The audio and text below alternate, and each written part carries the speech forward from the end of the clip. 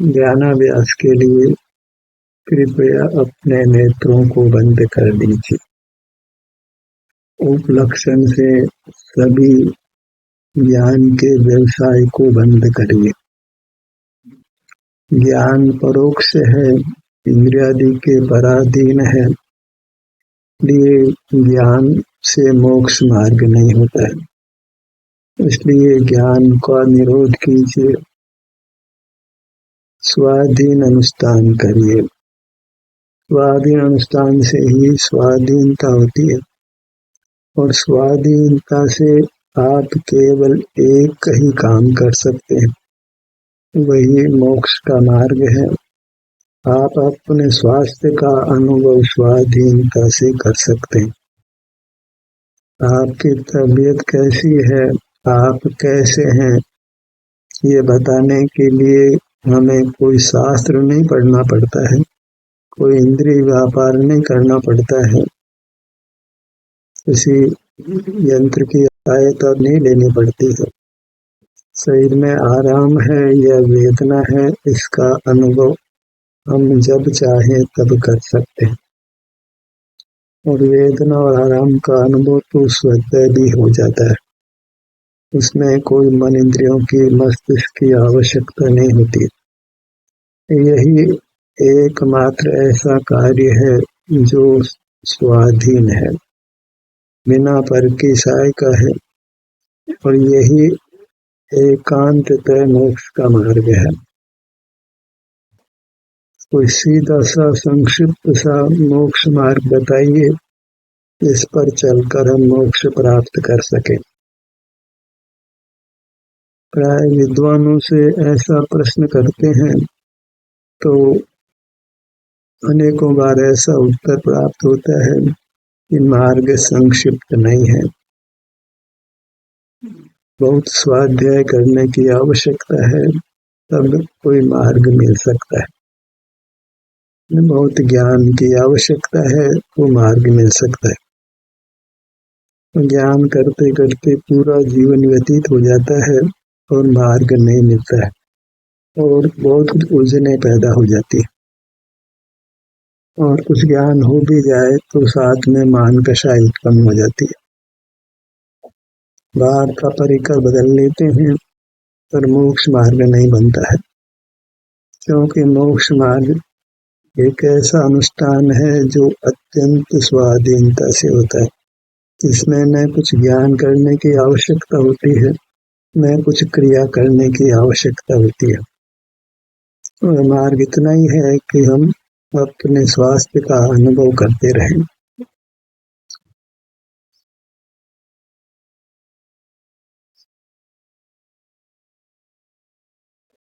ये काम हम कर सकते हैं। यदि आप ये काम करें तो परमात्मा भी बन सकते हैं, और उसमें कोई बहुत समय भी नहीं लगता है। ज्ञान और क्रिया करते तो अनंत काल बीत गया है, और कुछ मोक्ष मार्ग का प्रारंभ भी नहीं हुआ है। स्वास्थ्य का अनुभव करना ही ध्यान करना है, क्योंकि स्वास्थ्य का अनुभव हम अपने सन्मुख होकर करते हैं। स्वसन्मुख होना ही अपना ध्यान करना है, अपना अनुभव करना है। जब अपने सन्मुख होते हैं तो हमें अपने स्वास्थ्य की स्थिति का अनुभव होता है। वह अनुभव ही मोक्ष का मार्ग है। इस प्रकार मार्ग अत्यंत संक्षिप्त है, एक ही है और सरल ही है। इतने से मार्ग की प्रसिद्धि हो तो शीघ्रता से हमारा हित हो सकता है।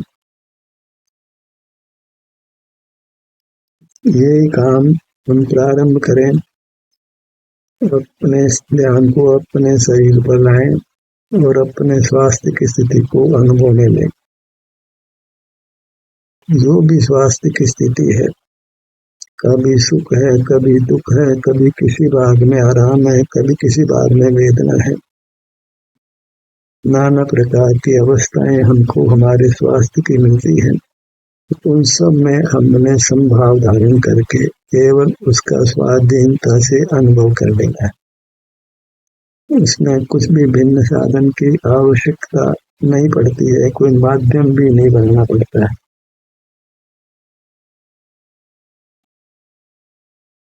हम जब चाहें तो अपने किसी बात पर आकर वह आराम या वेदना की स्थिति का अनुभव कर सकते हैं। जैसा भी आपको अनुभव हो वह अनुभव कर लेना। इतने मात्र का नाम मोक्ष का मार्ग है, यही ध्यान का स्वरूप भी है। इसी के संबंध में चर्चा वार्ता हुआ वो करना चाहिए, वृथा की बातों से कुछ लाभ नहीं। सीधे मोक्ष मार्ग की ही चर्चा वार्ता हो, सीधे मोक्ष मार्ग की प्रवृत्ति हो, तो हम शीघ्रता से अपने स्वभाव को व्यक्त कर परमात्मा हो सकते हैं। अपने स्वरूप से दूर होते हैं तो सुलभ स्वरूप भी दुर्लभ हो जाता है। पैरों से मस्तक तक अपनी मूर्त हमको अनुभूत है, यह मैं हूँ, ऐसी अनुभूति भी है। यह आराम वेदना इसका अनुभव भी होता है, पर इस सब को हम मोक्ष मार्ग नहीं मानते हैं, अपना अनुभव नहीं मानते हैं। भिन्न क्रियाओं को करते हुए, बहुत शास्त्राभ्यास करते हुए ही मोक्ष मार्गी होना चाहते हैं। ज्ञान और क्रिया मोक्ष के किंचित भी मार्ग नहीं है। अनुभव करने वाले जीव को ज्ञान और क्रिया के परिणाम होते हो, पर वे मोक्ष मार्ग नहीं है। अनुभव जो करते जाते हैं तो बहिर्मुखता मिटती जाती है। बहिर्मुखता में ज्ञान होता है, बहिर्मुखता में क्रिया होती है, अंतर्मुखता में तो निष्कंपता होती है, कोई सविकल्प ज्ञान भी होता नहीं है। केवल अपने स्वरूप का जो आराम वेदना है उसका अनुभव होता है। अपना विस्तार लक्ष्य होता है और वहाँ स्वास्थ्य की स्थिति अनुभव में आती है। शरीर और शरीर का स्वास्थ्य अनुभव करना इतना मात्र ध्यान का स्वरूप है, मोक्ष मार्ग का स्वरूप है, और इससे निश्चित ही जीव परमात्मा होता है। हमें मोक्ष मार्ग के इधर उधर नहीं घूमना है, सीधे मोक्ष मार्ग को अपना लेना है, जो अत्यंत संक्षिप्त है और अत्यंत सुगम है। ज्ञान और क्रिया का आग्रह छोड़े बिना कभी मोक्ष मार्ग नहीं हो सकता है, क्योंकि सारा समय ज्ञान और क्रिया ही खा जाती है, हम अपने अनुभव से रहित रहते हैं। मोक्ष मार्ग केवल अपने अनुभव रूप है। अपने अनुभव में अपना शरीर जो अमूर्त है और वहाँ जो सुख दुख की स्थिति है, इतना सा मोक्ष मार्ग का विषय है, उससे अधिक मोक्ष मार्ग का विषय नहीं। स्वाधीनता से अपना मुख अपनी ओर कीजिए।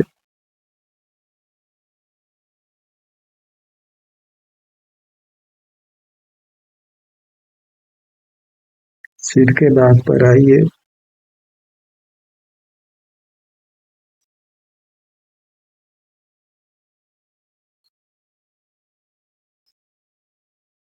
सिर के बाद के स्वास्थ्य का आपको अनुभव होता है, बस इस अनुभव के संबंध में कोई प्रश्न नहीं उठाना है, जैसा भी अनुभव है उसको स्वीकार कर लेना है।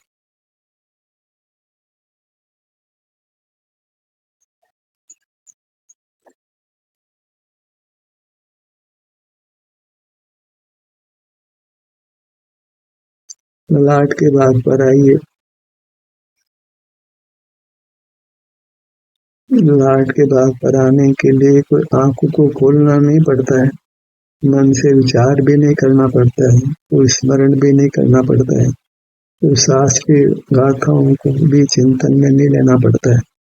सीधे हमको अपना कोई भाग लक्ष्यगत हो जाता है, उस भाग के स्वास्थ्य की स्थिति का अनुभव हो जाता है, और ये मोक्ष मार्ग होता है।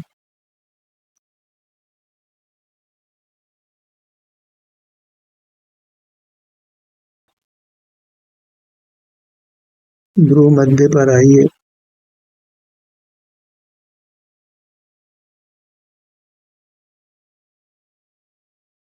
स्वभाव सहज है, सरल है, पानी को समतल रहने में कोई परिश्रम नहीं करना पड़ता है, दीपक की लौ को ऊपर उठने में कोई श्रम नहीं करना पड़ता है। ऐसे ही आत्मा को परमात्मा होने में वास्तव में कोई श्रम नहीं करना पड़ता है। श्रम तो इतना ही है कि जो विभाव परिणति हैं उनको रोकना पड़ता है।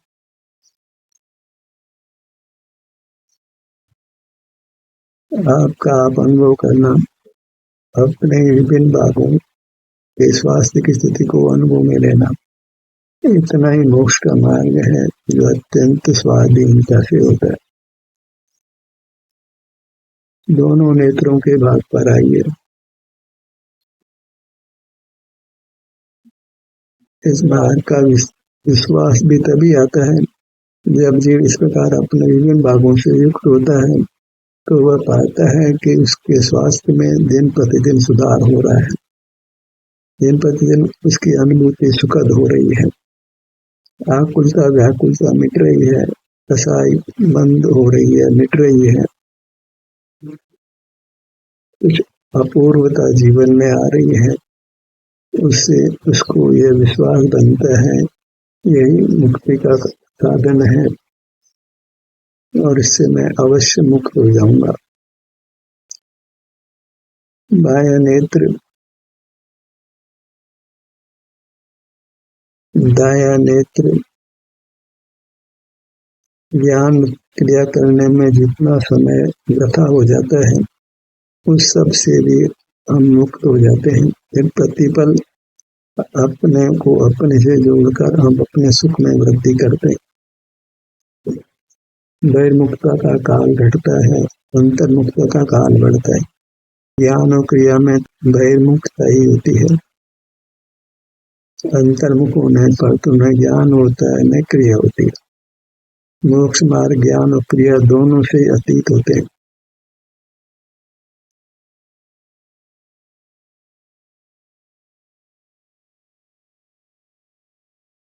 कानों के भाग पर आइए।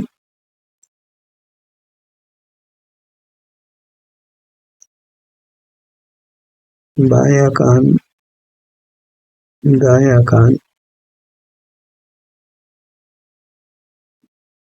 मोक्ष मार्ग और मोक्ष किसी शास्त्र के अधीन नहीं है, किसी गुरु के अधीन भी नहीं है, किसी देव के अधीन भी नहीं है। आपका आप अनुभव करना, सुखी रहना, इस प्रकार मोक्ष मार्ग अत्यंत सुलभ है।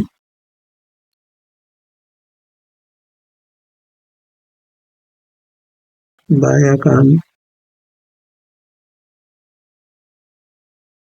दायां कान। हमें अवश्य रूपांतरण करना है, ज्ञान क्रिया का आश्रय नहीं करके अपना अनुभव करना है।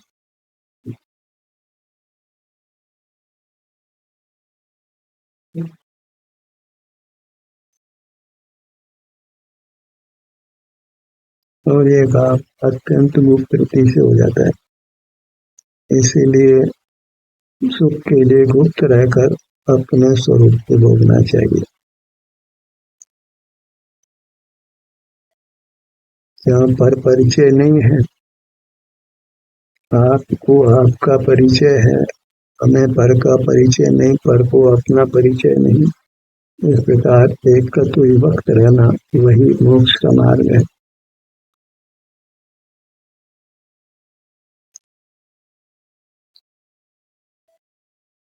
नासिका,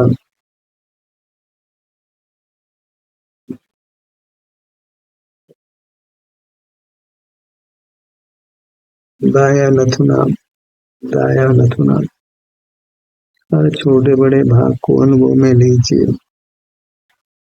स्वाधीनता से वहाँ के स्वास्थ्य की स्थिति का अनुभव होता है।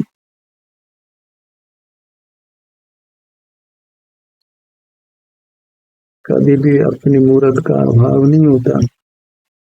ज्ञानोपयोगी एक ऐसा परिणाम है जो मोक्ष मार्ग को रोकता है और कोई कारण नहीं।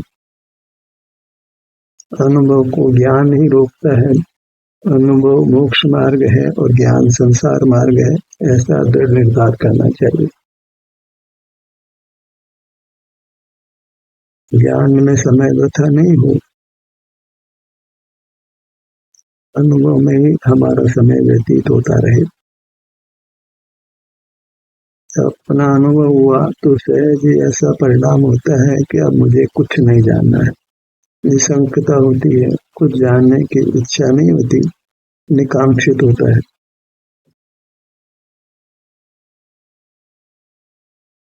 फिर अपने को अपने में सिद्ध करना होता है। मोक्ष मार्ग की प्रभावना भी अपने में ही करनी होती है। अपने सुख स्वभाव की महिमा आती है।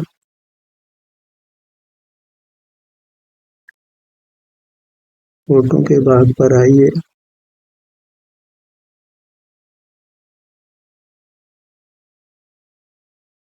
यह निश्चय मोक्ष मार्ग है, माने वास्तविक मोक्ष मार्ग है।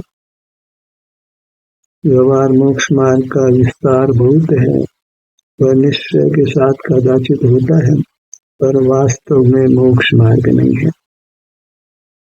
मोक्ष तो उसके पश्चात ही धारावाही रूप से होता है, जहाँ जीव केवल अपने अनुभव रूप रहता है और कुछ भी व्यवहार सहित नहीं होता।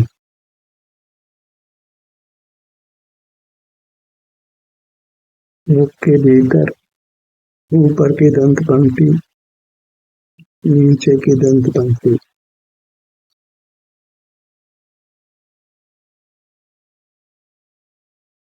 जिह्वा तालु।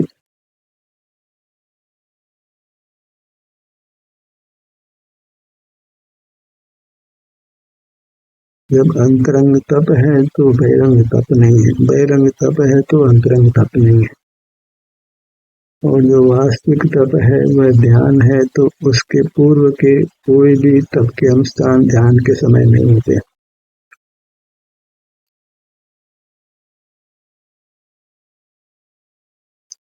मुख के भीतर तालु, कंठ, पूरा मुखमंडल लक्ष्य में लीजिए, ठुड्डी से सिर तक, बाएं कान से दाएं कान तक। और ये लक्ष्य स्वाधीन है, ज्ञान तो परोक्ष है, पराधीन है, इसलिए ज्ञान से आत्मा का अनुभव कदापि नहीं होता।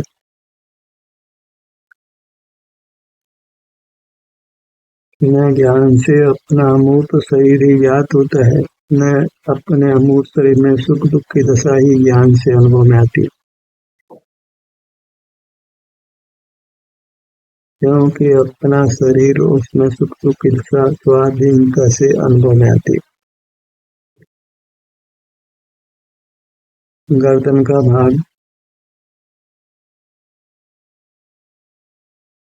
लोक में हम स्वाधीन काम नहीं करना चाहते हैं, बस मोक्ष मार्ग में पराधीन होने लगते हैं।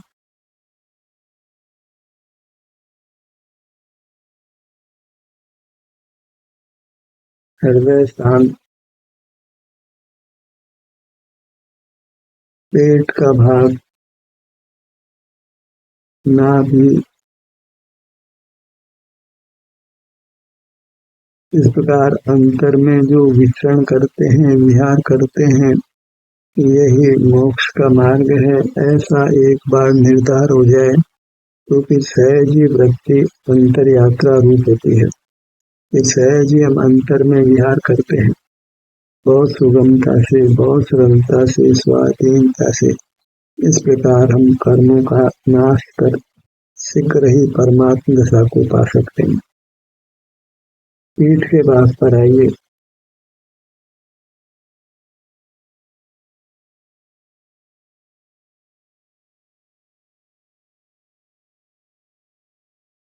हमें आदत ही पड़ गई है ध्यान करने की और क्रिया करने की। इस प्रकार यह सुगम सा मार्ग, सीधा सा मार्ग, प्रत्यक्ष मार्ग, स्वाधीन मार्ग दुर्लभ हो जाता है। बायां कंधा, दायां कंधा। जब चाहे तब अपना ध्यान हम स्वाधीनता से अपने किसी भाग पर ले जा सकते हैं। बस निद्रा में ये कार्य नहीं हो सकता है। निद्रा बाधक है।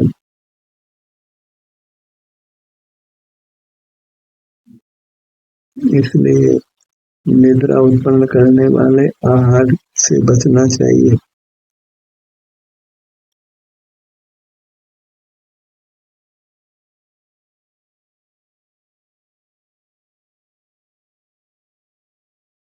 दाहिनी भुजा,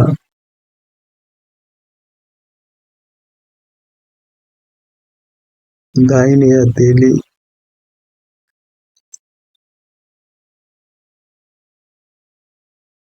इस तरह का अभ्यास नहीं करने से प्रथम अवस्था में कुछ यह स्वाभाविक सा नहीं लगता है, पर विचार किया जाए तो यही मार्ग सिद्ध होता है, क्योंकि यही कार्य ऐसा है जिसमें इंद्रियादि की सहायता नहीं है, पर का लक्ष्य नहीं है, कोई पराधीनता नहीं है,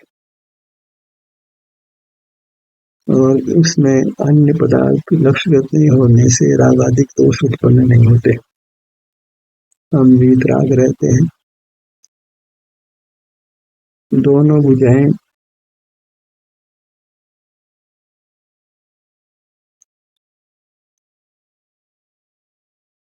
दाहिना पैर,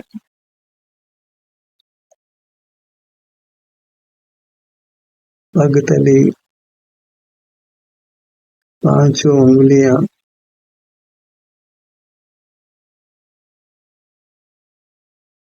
अंतरंग में जो हमारा निज विस्तार है वह तीनों काल परमात्मा रूप है,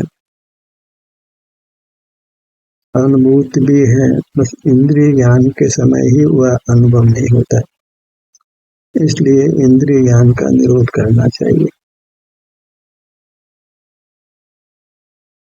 दाहिने पैर की पांचों उंगलियां,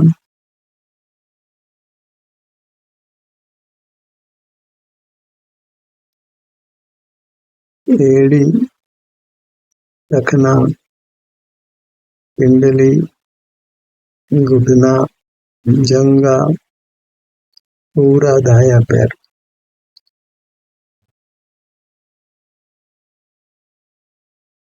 अंगों का नाम सुन करके हमें तत्परता से उस अंग के अनुभव रूप होना चाहिए, अन्यथा सुनने का कोई लाभ नहीं।